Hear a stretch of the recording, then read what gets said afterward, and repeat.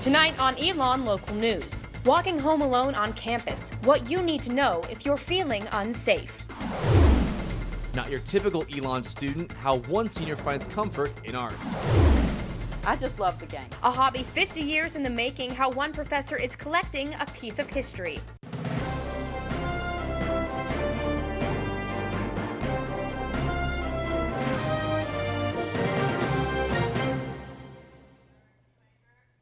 Welcome to Elon Local News, Elon's news leader. I'm Meredith Stutz. And I'm Justin Beagle. This week, the women of Delta House have been forced to live elsewhere. They were evacuated last night because of air quality problems. Some of the residents are staying with friends and some have been put up in a hotel. They were advised to take everything they need for the week, but were told also if they needed to go back inside for some reason, they would be allowed to. According to Eric Townsend, air quality in some other houses in the Loy Center were tested today, and those results are expected to be in tomorrow. And in race for the Senate, a third-party candidate is making some noise in the political scene. A recent New York Times article looking at potential third-party upsets cites Sean Ha, the Libertarian NC Senate candidate, as gaining momentum, claiming 6% in recent polls. Strategists say the rise in third-party candidates this election season could really impact the vote. For more on local, state, and national elections, tune in November 4th from 8 to 10 p.m. for our election coverage. With all of us here on Elon Local News. The Elon feminists are hosting Support Survivors Week now until Friday to raise awareness and help prevent sexual assault. Tomorrow at College Coffee, the group will host an I Support Survivors photo campaign. Wednesday at 12:30, Mosley 213, there is a workshop on how to help support survivors. Friday at 4 p.m., there is a walk against victim blaming. It starts in the Speaker's Corner near Young Commons. For more information on Support Survivors Week, be sure to check out our Facebook page, Elon Local News, facebook.com/Elon Local News. University of Virginia sophomore Hannah Graham is still missing after leaving a party by herself on September 13th. On campus, you may not think twice about walking home alone. Our Mackenzie Roberts talked to a student who wishes she had given it a second thought. We couldn't really tell if they were following us or if they were walking in the opposite direction, but just because they kept yelling things at us, probably like 10 more comments after we stopped responding, so we just sprinted home because we were scared that they were following us and were going to hurt us. Nicole Mulkentine said she was walking down this street with her roommate around 2 a.m. when two college-aged guys started to yell at them. She said had she been alone, she would have been a lot more worried. They just start yelling that I'm so fat, and they were using all this profanity, and they were telling me that I need to keep walking to walk off all these pounds. Mulkentine said while walking down Atkinson Avenue to her off-campus house last Saturday with her roommate Becca Richin, two guys asked her how a party was. After Mulkentine responded, she said they verbally harassed her. I didn't want them to follow me back to my house and know where I lived, and obviously I made them mad with what I'd said, and so I didn't want them to maybe do something that could possibly harm me or Becca. Mulkentine says she didn't file a police report because she never got a good look at the men yelling at her. But Director of Campus Safety and Police Dennis Franks says people should always file a report even if they don't have all the details. If we don't know about an incident occurring, there's not a lot we can do. So that's why I always encourage people, call and let us know. Even if you're unsure. If you're unsure, you should probably call us. We can come out and check it out. Even with safety measures like the blue emergency lights and safe rides, Elon students should still be careful. I was definitely surprised it happened at Elon. I'm from Cleveland, and like the east side of Cleveland, this seems very normal. I would expect this on a daily basis, but definitely not here at Elon. Always be vigilant. You know, if you wouldn't walk down a dark alley in New York City, don't walk down a dark alley by yourself in Elon. And taking that extra step to make sure someone always knows where you are can really make a difference. A lot of it is just friends helping friends and If you ever feel unsafe on campus, Chief Dennis Franks says campus security officers are happy to walk students home any time of the day. Just give them a call at 336-278-5555.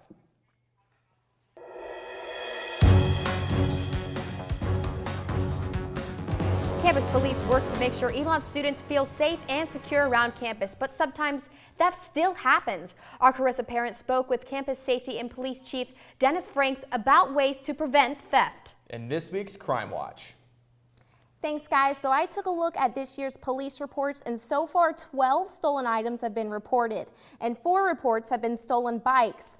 Chief Dennis Franks says bikes are the most reported stolen item each year. To help combat theft, Elon Campus Safety and Police started a program in 2012 called Operation ID.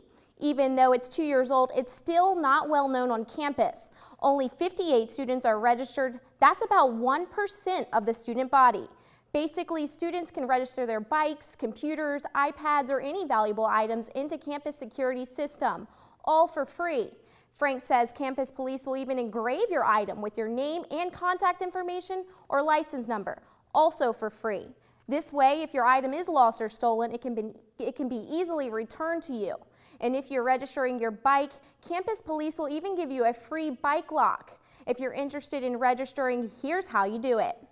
Pick up a form at Campus Police located at the Oaks and McCoy Commons. The form asks for your contact information, the make, model, color of your item, and you can register as many items as you would like.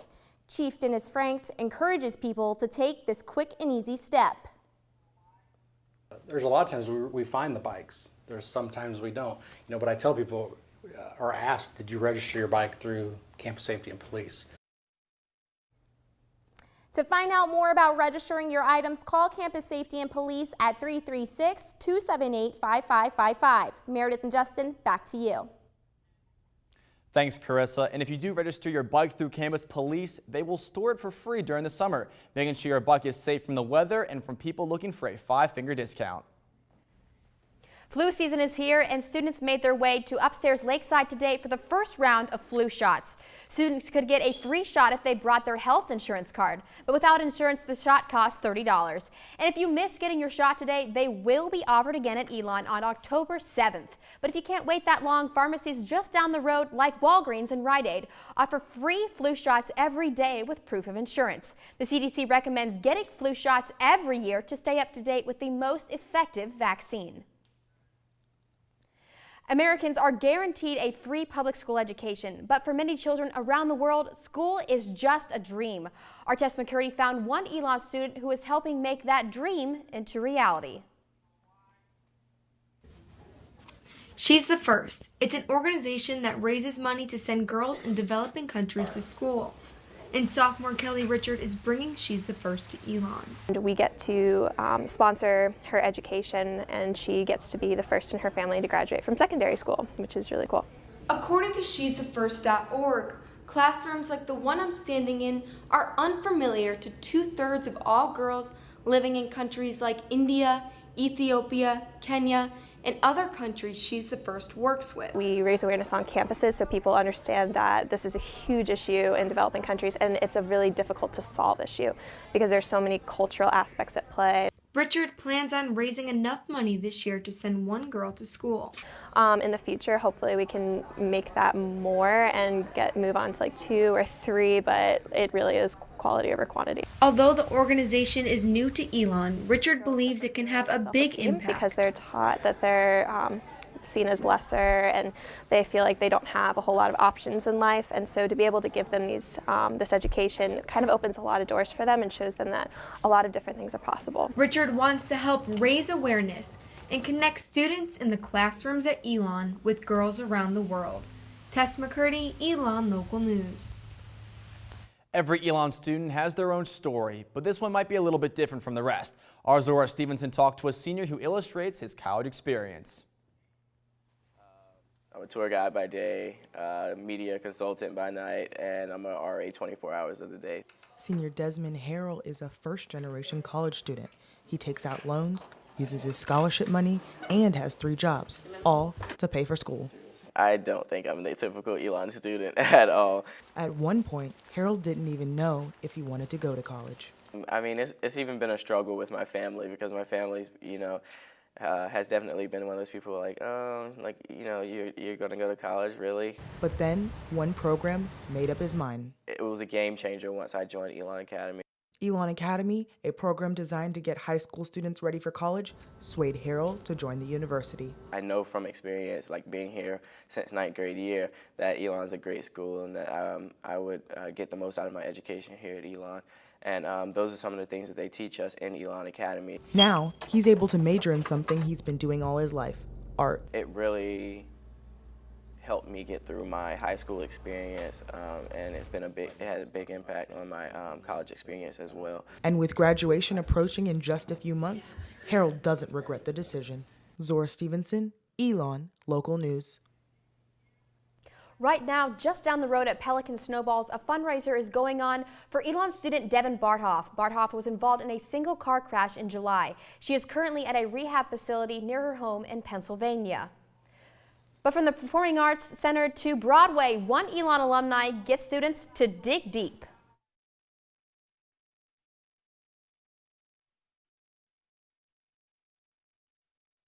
Performing Arts Center to Broadway, one Elon alum gets students to dig deep. Walking for a cause, how the slogan "Just Keep Swimming" has a different meaning for one family.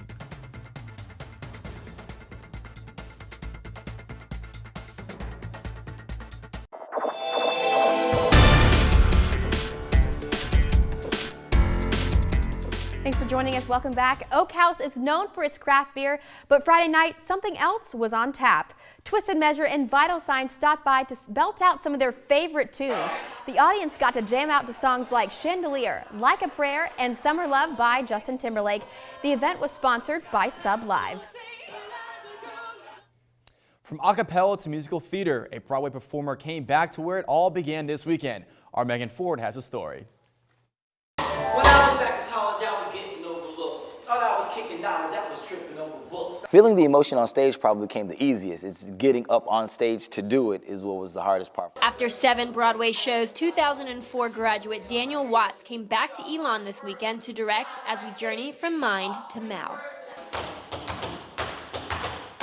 Watts worked with 10 musical theater majors who wrote and acted out their own performances. Sophomore J.J. Neiman centered his piece around being gay.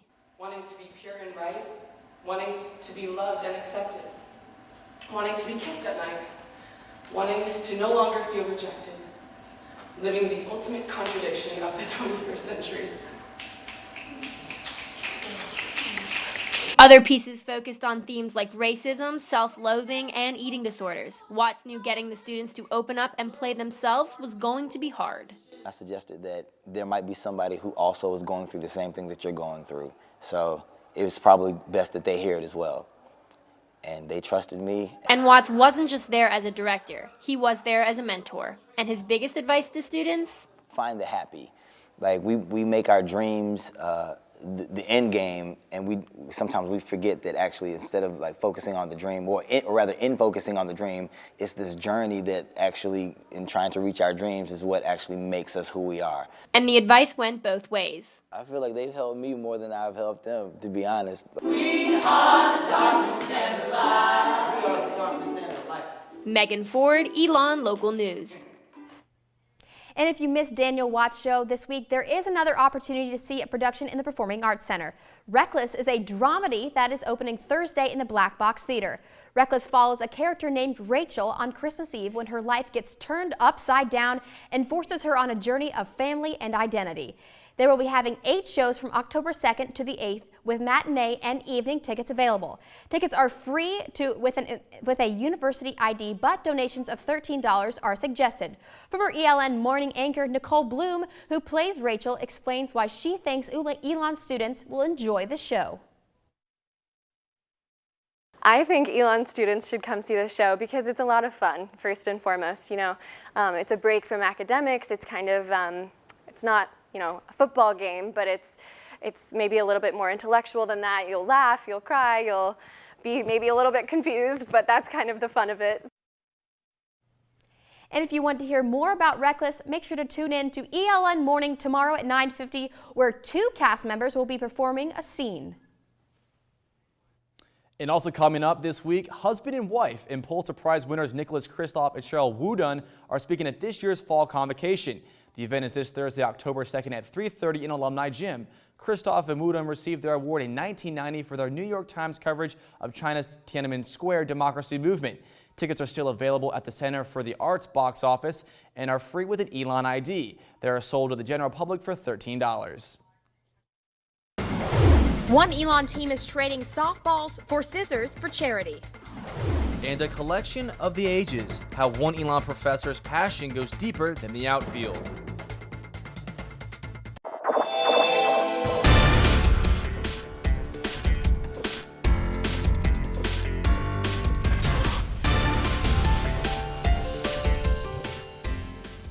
Early Saturday, members of the Elon community joined together for a morning walk to start their weekend, and all for a good cause.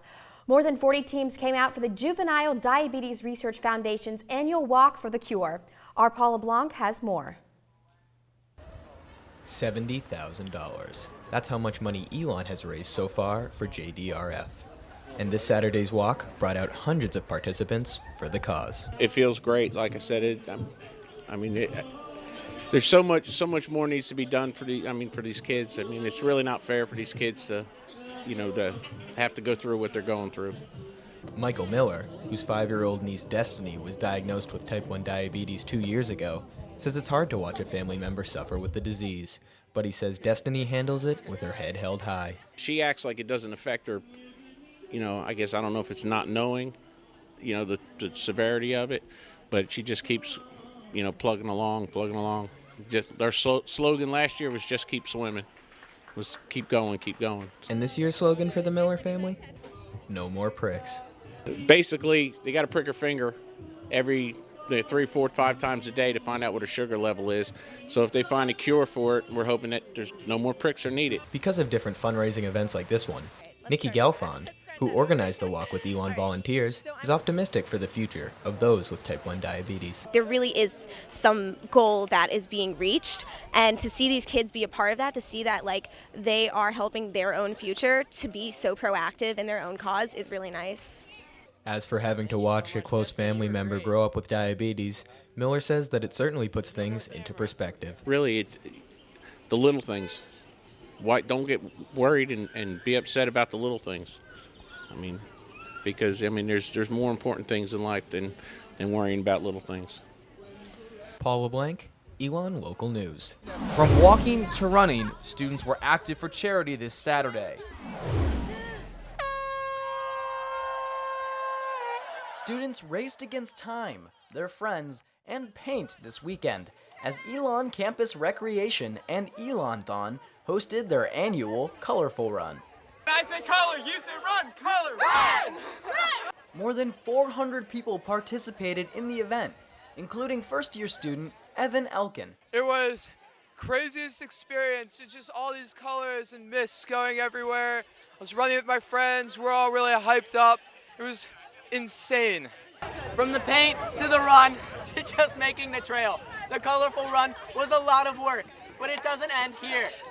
Students paid $15 to participate in the 2K, and all the money went to Elon-thon, Elon's annual dance marathon to benefit Duke's Children's Hospital. That's why you're wearing these name tags that say I run for, and I run for Josh, and those are actually our miracle children that come to our event and speak about their time at Duke Children's. And everyone seems to be running for the cause. For the children. Of course for the children. For the kids. For the kids. For the kids! Perry Eliadarani, Elon Local News. Thanks, Perry. And this weekend was Elon Community Church's second annual Welcome to Your Neighborhood event. Local restaurants came with free food samples, and Elon students got the chance to learn more about the history of the Elon area. For an inside look at this year's Welcome to Your Neighborhood, tune into ELN Morning tomorrow during College Coffee. Major League Baseball is getting ready for the postseason, and fans' love for the game is at an all-time high. I found one Elon professor with a passion for baseball dating back to the 1950s. Tom Glavine, Chipper Jones, and John Smoltz. These are just a few of the players in Elon professor Nancy Midget's baseball card collection, and it's not a small roster. Thousands.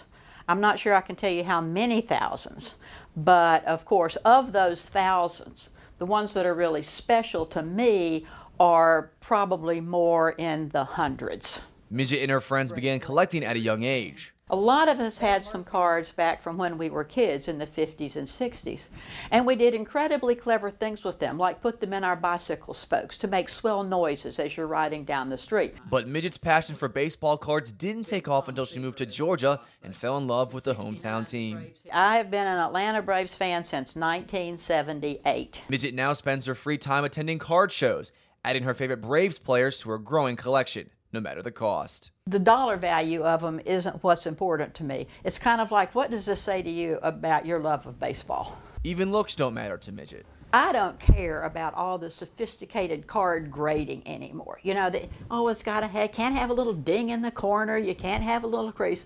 I don't really care about that. Out of all the cards Midget has collected over the years, there is one that stands out from the rest. My favorite card is 1962 Roger Maris.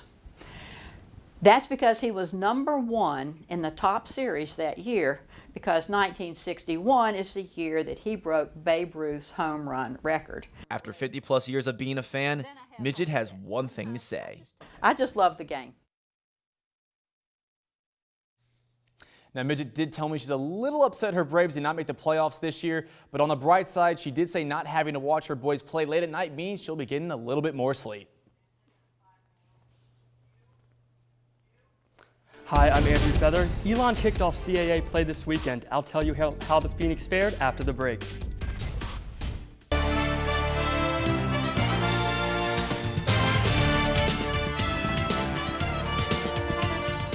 Welcome back to Elon Local News. I'm Andrew Feather. It was a historic weekend in Elon athletics. Friday marked the beginning of conference play for the Phoenix as Elon played their first ever games as members of the Colonial Athletic Association. Both the volleyball and women's soccer teams started the inaugural weekend against Hofstra.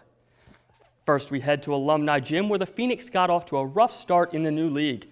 Elon dropped the first 2 sets of the match to Hofstra 25-21, 25-18 before rallying to win the third set 25-19. But that was as far as the Phoenix came as the Pride bounced back to take the fourth set 25-21 and hand Elon its first loss in the CAA. The defeat dropped the Phoenix to 5-11 for the season. Switching from the court to the field, Elon women's soccer came out strong in its first CAA match, scoring in just 11 minutes to take an early 1-0 lead over the Pride. But after that, it was all Hofstra as the preseason CAA favorite scored 4 unanswered goals to win in a 4-1 blowout. The tough weekend continued on Sunday when Northeastern ran over Elon 4-0 to drop the Phoenix to 4-6 overall and 0-2 in CAA play.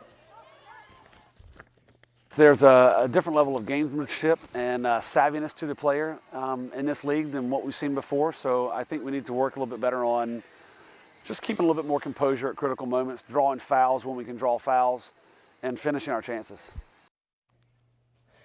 It's the offseason for Elon softball, and while the team may not be together on the field, it is getting together to give back. Yeah. For the Elon softball team, donating to the community can be done in a quick snip. The idea is that once you cut it, you pass it to your next teammate who's willing to donate as well. So that's why we create the hashtag Pass the Pony. With Pass the Ponytail, the softball team is giving their hair to different charities to give back, something that they feel means more than a simple check. The initiative is kind of to make sure,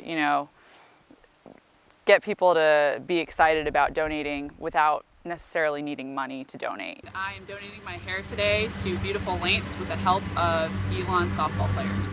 Head softball coach Kathy Bocock believes that Pass the Ponytail is helping her team bond off the field. These young ladies, they're really working hard to grow as a team and a unit, and different things that we're doing this fall right now is playing into that for us. And being each other's hairdressers is helping the team build on the basics. When they cut each other's hair, they really have to trust each other.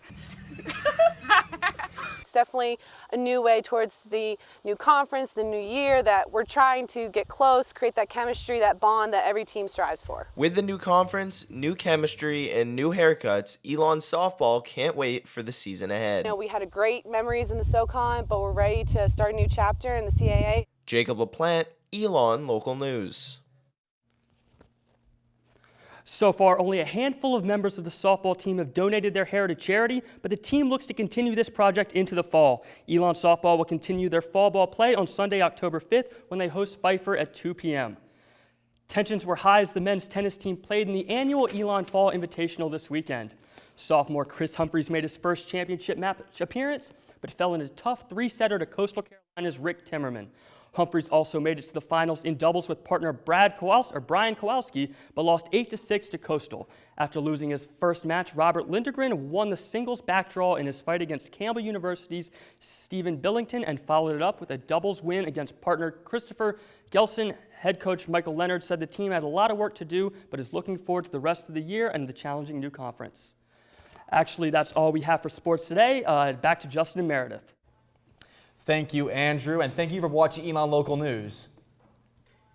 Yeah, it sure has been a tough week for sports, but we look forward to a new week here at sports. So thank you so much for joining us here at Elon Local News. And for tonight's stories and for everything else, make sure to check us out on elonlocalnews.com and tune in tomorrow to ELN Morning at 9:50 here in Studio A. Have a great week, Elon.